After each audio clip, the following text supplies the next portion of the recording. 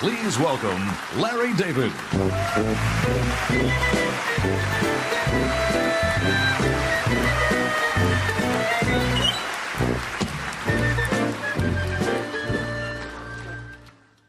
Thank you, thank you. That's very nice, lovely. I only hope you feel this way when I'm done, because I could destroy this night in 2 seconds. Easy, easy. My question is, what do these people have against Steve Martin that they would even ask me to do this? I mean, they're giving him this prize. It doesn't make sense. I'm the last guy you want to do something like this. I mean, the fact is, I don't really know Steve that well. You know, we've been introduced a few times in Los Angeles, and the last time we ran into each other, we realized we were both going to be in New York at the same time, so we made plans to go to the theater. I thought, great. I'll get to spend some time with this comedy legend, you know, one of my idols, and really get to know him. Pretty cool. Pretty cool. So we met outside my hotel and started walking to the theater, and we saw this homeless guy. You know, and I got to tell you, when I see something like that, it really touches me. You know, it's just the way I am. Most people don't know that side of me. They think I'm the guy from the show. I'm not that guy. That's not me. That's a role. Okay? Come on, get real. So I took out my wallet and I gave him $50. No big deal. No big deal. I give it out. I don't care. Steve, by the way, not only doesn't give the guy a nickel, he insults him. He says, "Get away from me, you lazy bum. Get a job." I said, "Hey, Steve, come on, take it easy." He said, "I don't like bums. They creep me out." You see, you know what? I really shouldn't say anything. You know, he's getting this Mark Twain prize. It's not right. But come on, insulting a homeless guy? I can tell you Mark Twain would have done that. So the homeless guy staggers off, and we continue walking. And then I spot this cat stuck up in a tree. You know, I'm not a big cat lover. Their food always stinks up the room. They're mysterious. I don't really like mystery. But when I saw that decrepit little kitty cat up there, I knew I had to help it. That could be some poor little girl's cat. How's that poor little girl gonna feel missing her pussy cat? Again, a side of me you don't get to see. It's unfortunate, but I'm really quite a treat. Anyway, when I told Steve we had to save it, he went crazy. Have you lost your freaking mind? If you want to help the stupid cat, go ahead, but hurry up. He said this. You big Mark Twain prize winner.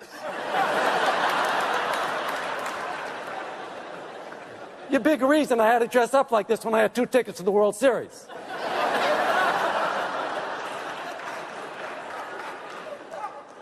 So I shimmied up the tree.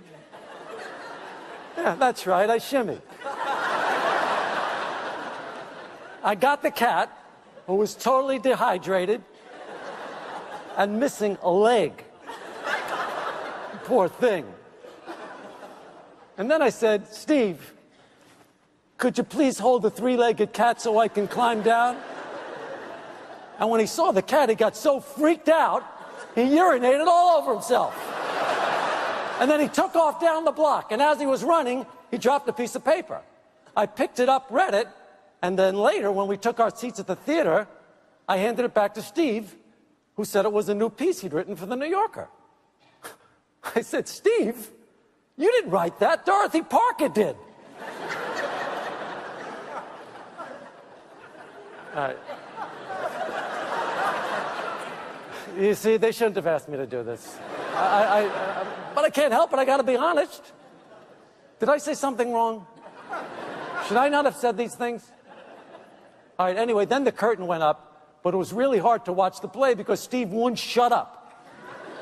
Apparently, he'd been considered for a part but he didn't get it. He was so consumed with jealousy that he kept criticizing everybody and making rude, nasty comments.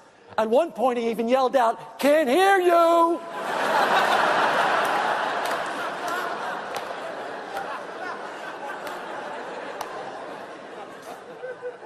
Then, at intermission, he walked into the lobby, started yelling, "Hey, everybody, it's me, Steve Martin, the Mark Twain Prize winner." That's right, Mark Twain. Ever heard of him? At which point he reached into his pocket, took out a flask, and started guzzling some bourbon. I said, "Steve, what are you doing? You can't do that here. Are you crazy?" He said, "Ah, shut up, you dirty Jew."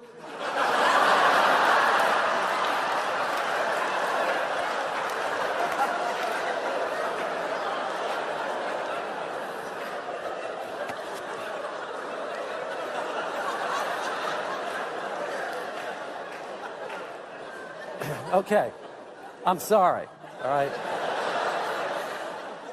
I'm not a violent person, but I wasn't going to stand there and let some mean, selfish, plagiarizing, incontinent, cowardly, drunken egomaniac attack my heritage. So I popped him. Right in his nose, started bleeding. Oh, you should have heard him cry. It was sickening. My nose, my nose. Okay. I'm sorry. Should I not have said anything? I ruined the whole night, right? Did I ruin the whole...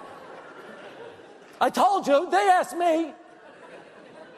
Well, maybe next time you'll give this award to someone who really deserves it. You know, someone whose personal conduct is beyond reproach. Someone like, you'll figure it out.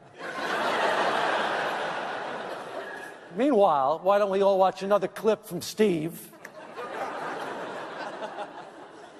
In this piece from Bowfinger, Steve plays a man desperately trying to get a deal from a major studio executive played by Robert Downey Jr.